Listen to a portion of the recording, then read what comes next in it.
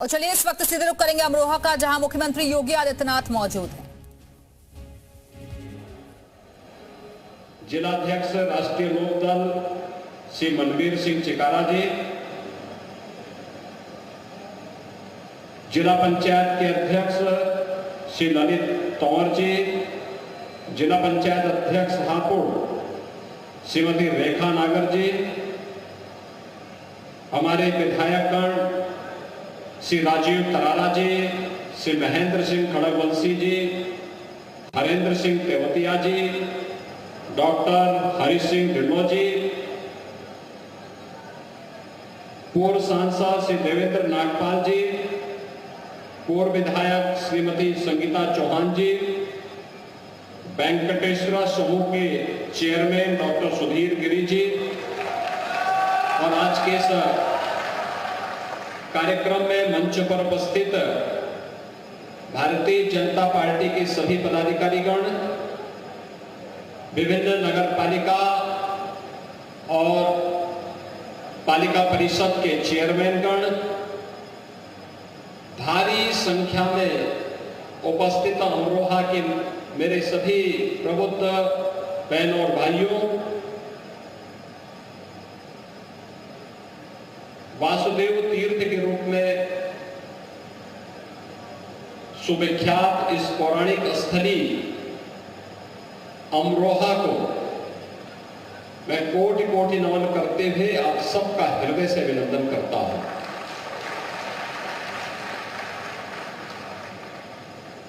बहनों और भाइयों, 2024 का लोकसभा का चुनाव घोषित हो चुका है। पहले चरण के मतदान संपन्न हो चुके हैं। दूसरे चरण के मतदान के लिए नामांकन की प्रक्रिया प्रारंभ हुई है। पहले चरण के जैसे ही नामांकन की प्रक्रिया पूरी हुई, तब मतदान की तैयारी हो रही है, तो दूसरे चरण के लिए नामांकन की प्रक्रिया प्रारंभ हुई है। उन स्थितियों में कि चुनाव के दिन मतदान का प्रतिशत अच्छा रहे, लोकतंत्र के प्रति हम जन सामान्य को जागरूक कर सके और अपने लोकतांत्रिक अधिकार का सही इस्तेमाल कर सके, इसके लिए मैं अमरोहा जनपद के आप सभी प्रबुद्ध जनों के सामने आया हूं आपका आह्वान करने के लिए। यह आह्वान उसी प्रकार से करने के लिए मैं आया हूं जैसे कोई भी सांस्कृतिक आयोजन हो, कोई भी मांगलिक कार्यक्रम हो, अमरोहा के ढोलक के बगैर वह कार्यक्रम तो अधूरा ही माना जाएगा। ऐसे ही लोकतांत्रिक प्रक्रिया हो या समाज का कोई भी अन्य कार्यक्रम, प्रबुद्ध जन अगर उस व्यवस्था का हिस्सा नहीं है तो फिर वह अपने आप को अधूरा मानेगा, क्योंकि यह प्रबुद्ध वर्ग समाज का नेतृत्व वर्ग है।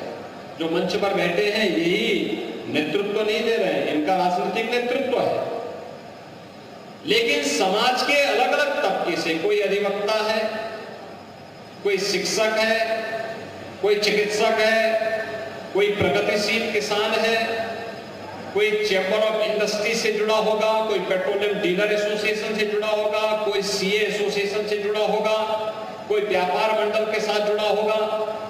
अलग अलग समूहों का नेतृत्व कर रहे हैं और हर समूह के पास अपना एक अच्छा खासा वोट बैंक है। उस पूरे वोट बैंक को मानसिक रूप से आप लोकतंत्र के प्रति तैयार करते हैं और उसके लिए अपने आप को तैयार करने के क्रम में आज हम सब यहां पर एकत्र हुए हैं। बहनों और भाइयों, 2019 के भी लोकसभा चुनाव के दौरान हम लोग आए थे। देखिए, एक वोट कैसे आपके लिए पहचान का संकट खड़ा कर सकता है और एक वोट कैसे देश की तकदीर और तस्वीर को बदल कर रख सकता है, यह आपके सामने है। 2014 में 2014 के पहले का भारत और 2014 के बाद का भारत आप देखिए। 2014 के पहले का भारत देश के अंदर परस्पर अविश्वास का वातावरण था, अराजकता थी, अव्यवस्था थी, भ्रष्टाचार था, कदाचार था और देश की सीमाएं असुरक्षित थी। नक्सलवाद, उग्रवाद, अलगाववाद चरम पर था। तो दुनिया के अंदर भारत का सम्मान भी कम हुआ था। 2014 के बाद का भारत, दुनिया के अंदर भारत का सम्मान बढ़ा है, देश की सीमाएं सुरक्षित हुई हैं, आतंकवाद, नक्सलवाद का समाप्त हुआ है, देश के अंदर इंफ्रास्ट्रक्चर वर्ल्ड क्लास बना है, हाईवे, रेलवे। 2014 के पहले अमरोहा से दिल्ली की दूरी तय करने में 5 से 6 घंटे लगते थे। आज कंवर सिंह तंवर या आप में से कोई भी व्यक्ति 2 घंटे में अमरोहा से दिल्ली की दूरी तय कर सकता है। ये इंफ्रास्ट्रक्चर में बदलाव आया है। बहनों और भाइयों, हाईवे हो, रेलवे हो, एयर कनेक्टिविटी हो, यहां पे मुरादाबाद का एयरपोर्ट हम चालू कर चुके हैं। IIT, IIM, AIIMS, triple IT, world class universities आज देश के अंदर बने हैं पिछले 10 वर्ष के अंदर। आप याद करिए 2014 में आपने कंवर सिंह तंवर को सांसद बनाया तो उन्होंने अमरोहा से दिल्ली की कनेक्टिविटी 4 लेन के साथ जोड़ दी है, आपकी दूरी को कम कर दिया दिल्ली से। और 2019 में चूंकि तो कितनी छिछेलेदार हुई थी अमरोहा के लोगों की जब यहां का सांसद भारत माता की जय जयकार करने में संकोच कर रहा था। बहनों और भाइयों, यही होता है वोट बैंक। एक वोट की कीमत क्या होती है? एक वोट कर्फ्यू भी लगा देता है और एक वोट कांवड़ यात्रा भी निकाल देता है। सही दिशा में जाएगा तो कांवड़ यात्रा निकलती है और गलत हाथों में जाता है तो कर्फ्यू लगा देता है। एक वोट गलत हाथों में जाता है तो अराजकता फैलाती है और अगर वही वोट सही दिशा में जाता है, सही पार्टी के पास जाता है तो आस्था का सम्मान करा देता है। ऐसे ही जैसे 500 वर्षों का इंतजार अयोध्या धाम में समाप्त हुआ है और रामलला का विराजमान हुआ है।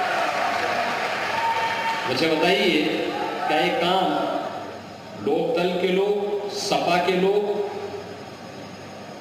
लोकदल आज हमारे साथ है, क्या सपा के लोग, बसपा के लोग, कांग्रेस के लोग ये लोग कर पाते? लेकिन आज भाजपा लोकदल का गठबंधन आपके पास आया है और यही कहने के लिए आया है। कल अमरोहा में लोकदल ने भी एक सभा की थी, चौधरी जयंत चौधरी जी आए। कितना बड़ा अवसर हमारे सामने है जब किसानों के मसीहा चौधरी चरण सिंह जी को भारत सरकार ने भारत रत्न से सम्मानित किया। बहनों और भाइयों, ये सम्मान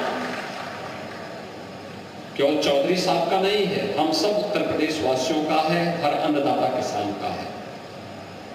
क्योंकि देश के अन्नदाता किसान की आवाज को देश की संसद और देश की सरकार के पास आजादी के बाद पहली बार किसी ने उठाया था तो वह नाम था चौधरी चरण सिंह जी का।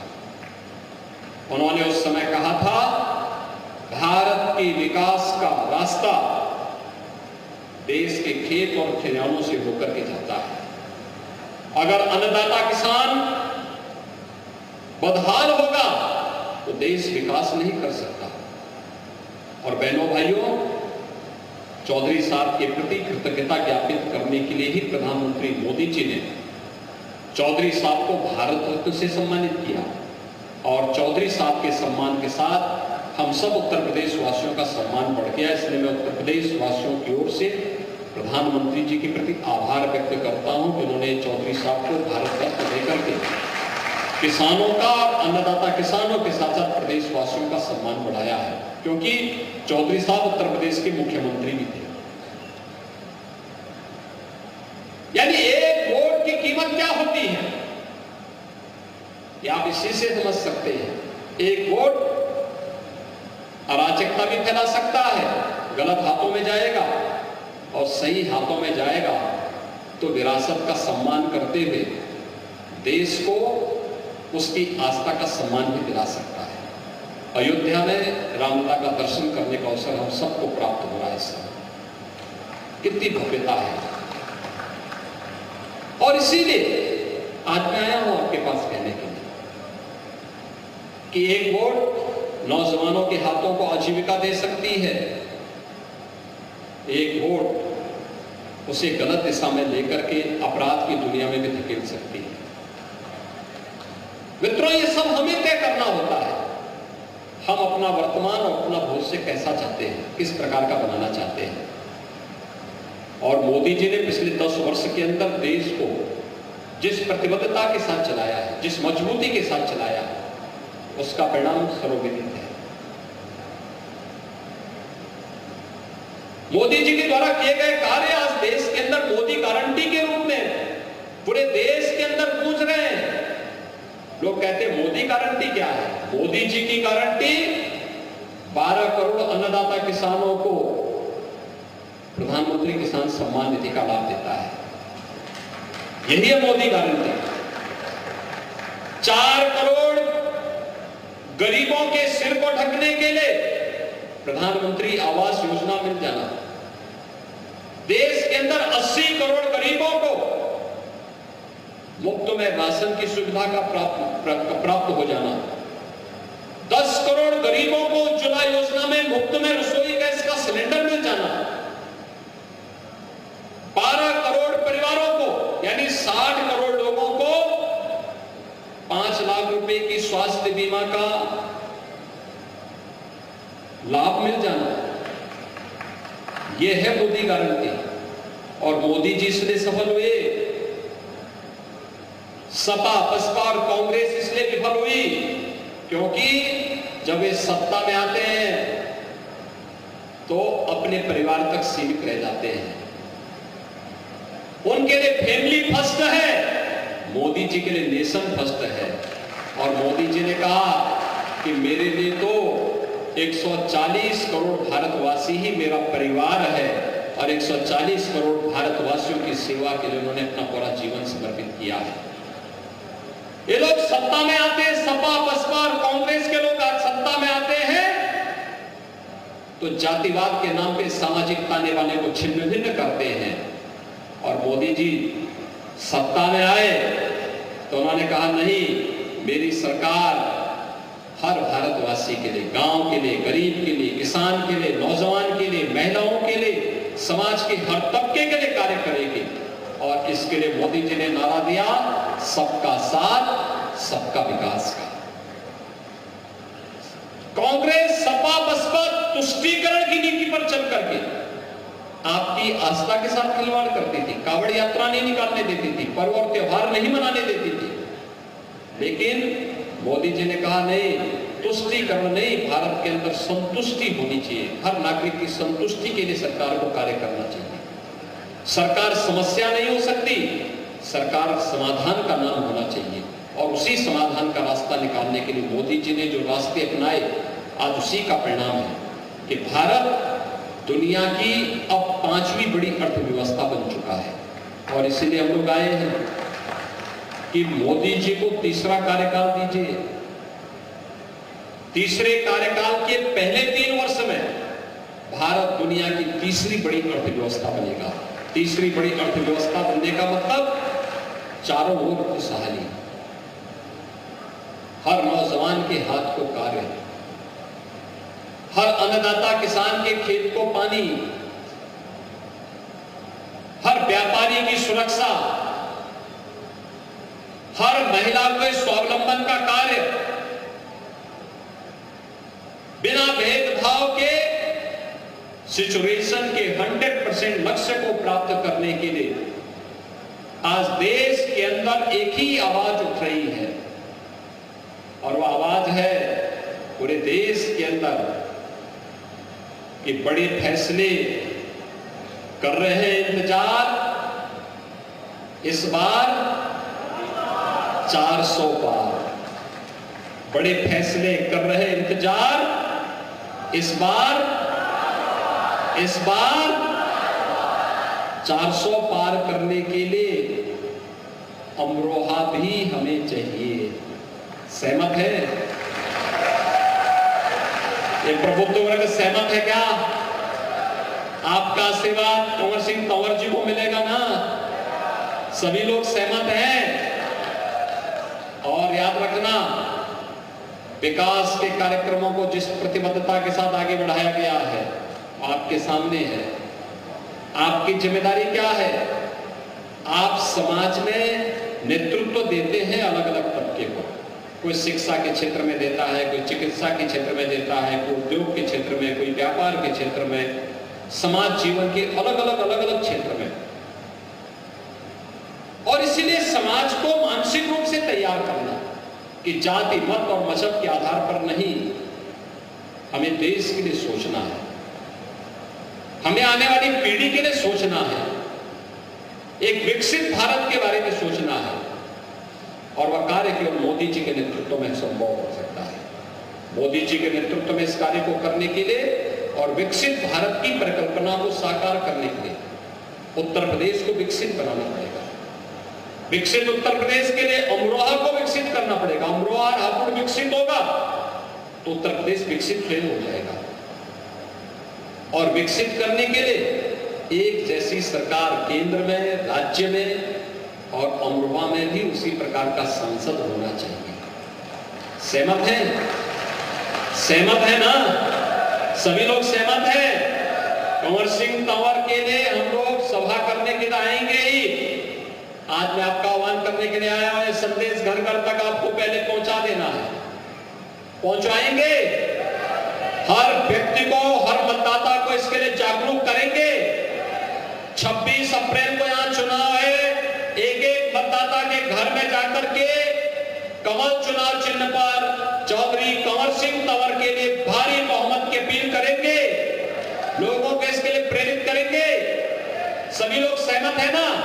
तो फिर मेरे साथ बोलेंगे, भारत माता की, भारत माता की, भारत माता की, वंदे वंदे।